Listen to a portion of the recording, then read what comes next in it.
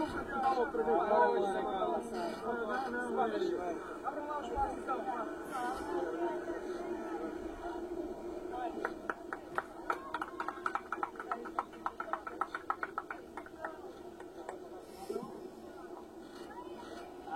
what do we do? We love you, sister. Thank you. To give you all, Greta, very, very warm welcome for you to Lisbon. We are delighted to have you here. And I want to say, in the name of all the city, second word that I want to say is that we are really aware in Lisbon that globally we are losing the battle against climate change. And we hope you enjoy Lisbon and your culture. Hug the sister, please. Hug her. Come on. I'm here to present everything and I'm sorry. We are a youth movement that fights for climate justice. We fight for climate justice because our house is on fire. And because our house is on fire, we've organized and striked for the climate together with thousands of students many times this year. Our demands are simple. In Portugal, we need to reach carbon neutrality by 2030. We need to keep fossil fuels, including gas, on the ground. We need to provide clean energy for all. And we need to cancel new airport projects, Montijo included. Thank you for being radical in your speech. Thank you for showing politicians and corporations that will no more accept the climate chaos they've provoked. Greta, don't stop. Because together we are going to change the system and demand climate justice for all. We are the ones we have been waiting for, and we will put out the fire in our house. Thank you and welcome.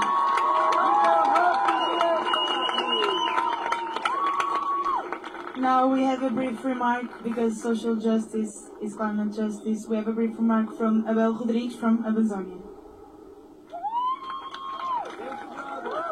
Thank you, everyone. Hello, Greta. Welcome to Lisbon. Hello, everybody. So my name is Abel Rodrigues. I'm from Amazon Rainforest. And basically, I want to say that the world needs to know that Amazon Rainforest is being killed by corporations, by injustice corporations.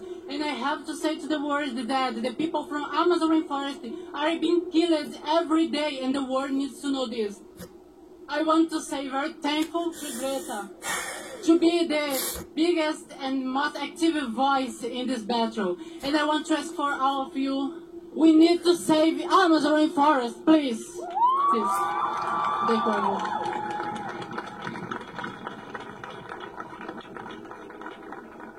Now we have some brief remarks from Riley Whitelam, boat skipper.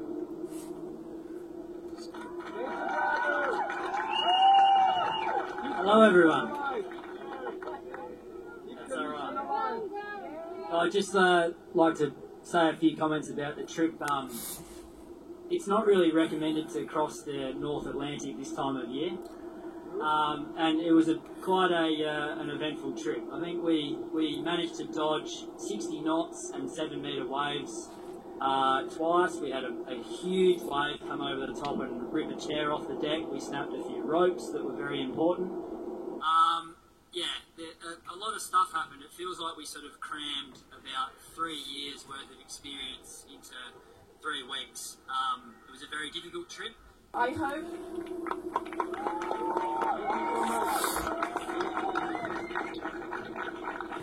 that we all, in whatever way we can, whether it's sailing across an Atlantic, looking after your child, traveling around America,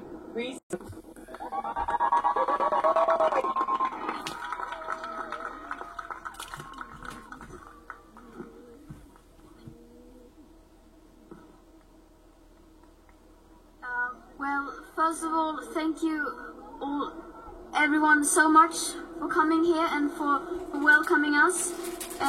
That feels very good, doesn't it, to be welcomed in such a way. So thank you so much, and of course, thank you to Elena, Riley, Lenny, and Vicky for making this possible. And I owe you so much. And just thank you. And thank you everyone else who has been helping us for making this possible. And I'm so grateful for having done this trip and for having this experience. And I am so honored to be here in beautiful Lisbon and Portugal. And thank you so much for having us here. And also after a trip like this, for being isolated 3 weeks, being in such a limited space with such limited things to do, you get very relaxed in a way. You are disconnected from everything and everyone basically, and for coming into land, it is so overwhelming. So I think all of us are still a bit overwhelmed, so you will have to bear with us, and especially having all these people greeting you. It feels amazing, but our brains are not used to it yet.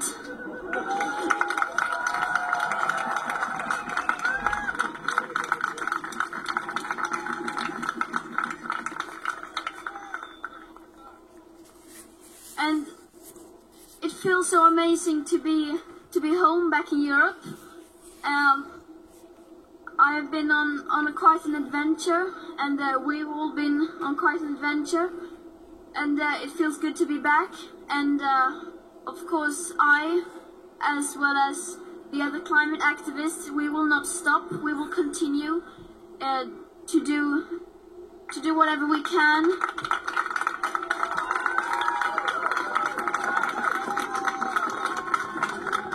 Continue to travel around and to put pressure on people in power, and to make sure that they prioritize this highest.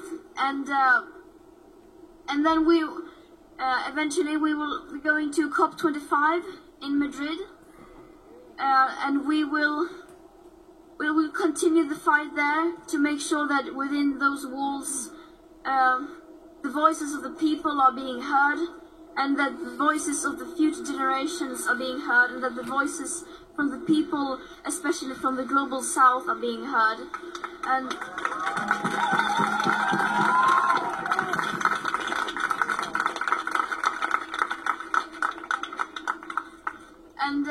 I don't have much to say, just that we are facing a global emergency, and we need to see it from a holistic point of view, and we need to do everything we can. We need to work together to make sure that we secure future living conditions for humankind, and that we fight for not only ourselves, but for our children and for our grandchildren and for every single living being on earth. And everyone has to do everything they can in order to make sure they are on the right side of history. Because in order to change everything, we need everyone. And I hope every one of you will get active and start fighting for your future as well.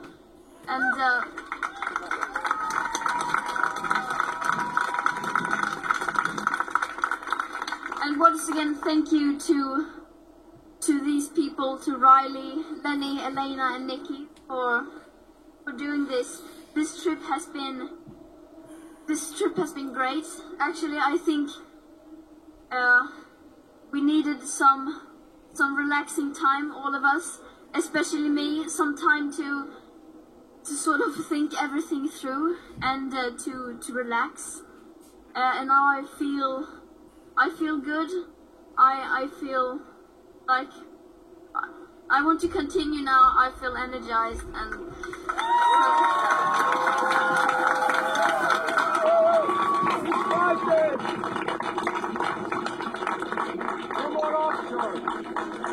I don't know what else to say. We don't need no more offshore.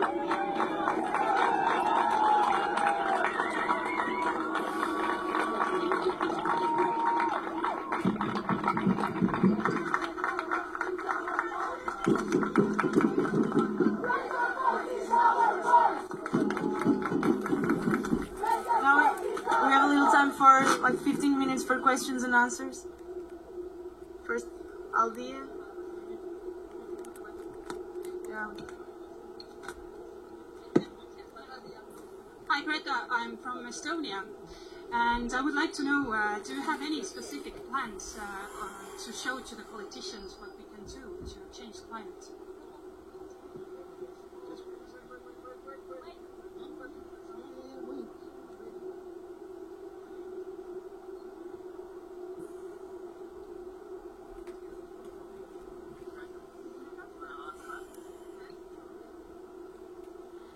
So, if I'm right, the question was if I have any plan to present to politicians. What we young people are doing right now is what we are demanding is that especially the people in power should listen to the science. They should not. I mean, of course, they should listen to us children as well, but we are not the experts. The scientists are the ones that needs to be heard, and the experts. And so what we are saying is for them to unite behind the science, to listen to the science. It should not be up to us children, teenagers, to present plans in order to secure future living conditions. So yeah.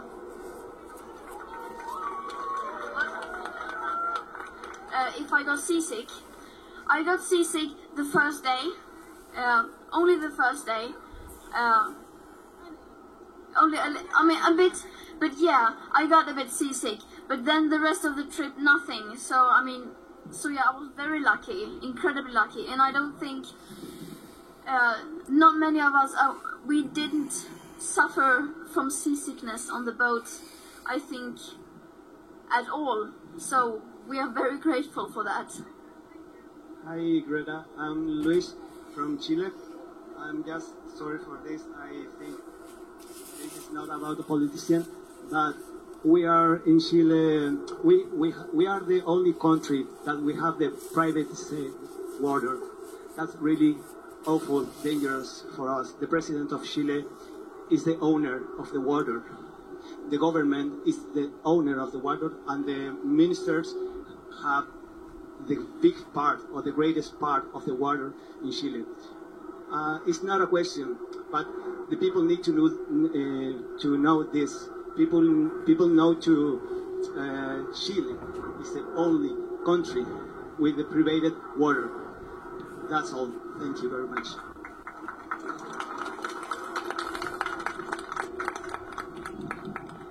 Hello, Katrina here from RTP. One of the big headlines here is that we are about to build a new airport in Montijo. So we have 3 main airports in Portugal. What do you think about that we are about to build a new airport?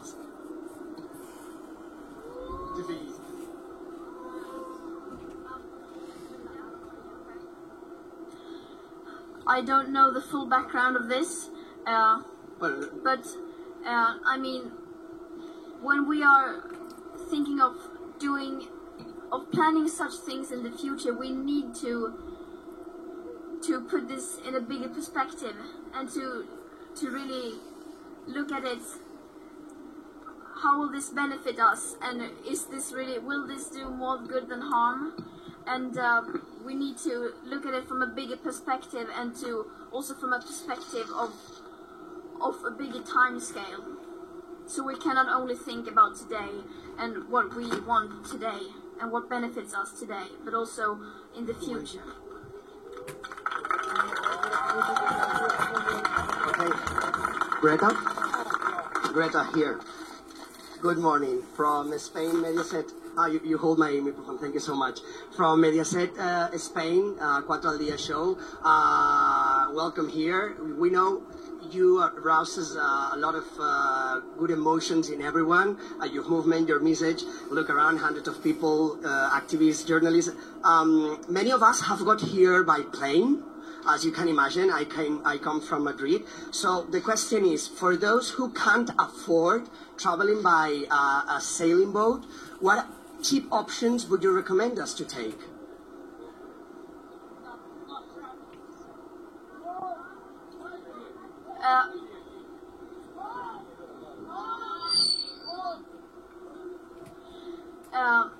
I mean, we are not doing this trip, and I'm not traveling like this because I want everyone to do so. I'm doing this to sort of send the message that it is impossible, that it is impossible to live sustainable today, and that needs to change. It needs to become much easier. And I mean, we can't require from everyone to rely on people like this to sail you across an ocean. That is absurd. But I mean, I'm not telling anyone else how to travel or how not to travel. But of course there are more sustainable alternatives. But I'm not telling anyone else what to do.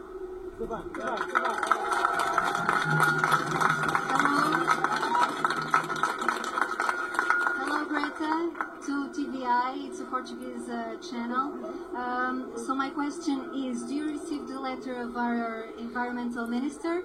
What you thought about the proposals to the future, about neutrality, about carbonic, and what do you think about this, about Portugal being the first country to embrace that challenge? I'm not 100% sure. I think we on the boat received some kind of message. It's very hard to communicate, so I can't guarantee you that I've seen it. But I don't know the details. If I would comment it, I would probably need to read it once again. But I think we can safely say that no country in the world is doing enough, and that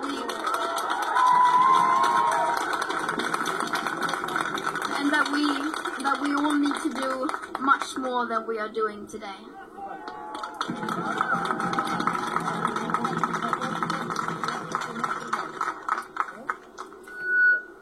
Hi Greta. Hi, my name is Margarida.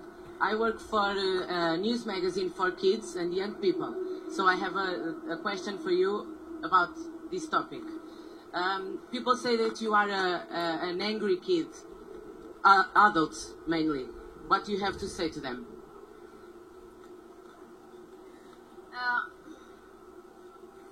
I think people are underestimating the force of angry kids.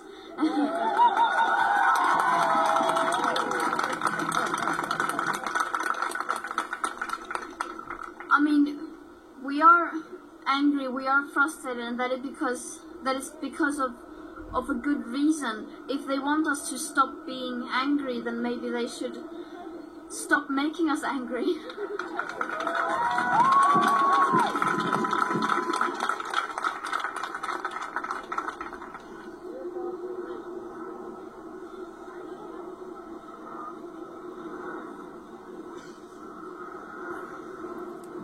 Hi. In Brazil, President Bolsonaro recently blamed Leonardo DiCaprio for the fires in the Amazon, and sometimes President Trump slams you on Twitter. So what do you say about politicians that try to blame activists for problems? I mean, when people in power are criticizing you like that, that is only a proof that you are having an impact, and that you, among others, are bringing change or trying to bring change. And many people don't want that, and of course they will do everything they can to try to prevent change from happening. But we will continue to make change happen, and we will make sure they will have to change.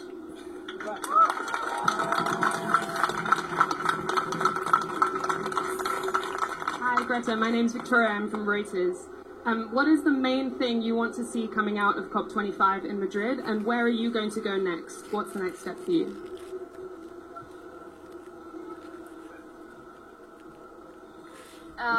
What I want to come out from the COP25 is, as for every other such meeting, that world leaders finally understand the urgency and that they listen to the science and act on the science, that they start treating this crisis like a crisis and cooperate internationally. And many people say that it doesn't matter, that nothing will come out of the COP25 as all the previous meetings, and that may be, and we probably already know the outcome, but that can never be a reason to not try to do everything you can to make sure that this outcome is different. And the next steps for me is, right now I will stay in Lisbon a few days and try to sort everything out. I haven't been following the news. I have been living under a rock for a few weeks, so I need to know what has happened, and also to get everything organized to make sure that I have everything I need, and then when I feel like it, go to Madrid and for the march on Friday.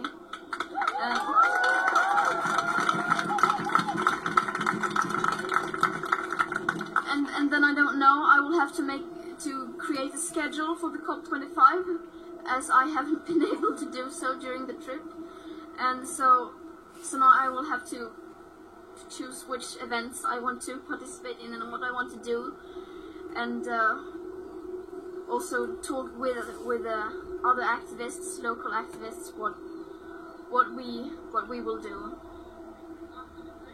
And after Madrid, I'm going home for Christmas. Yeah.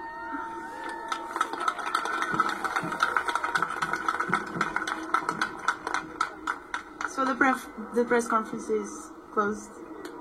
Yeah.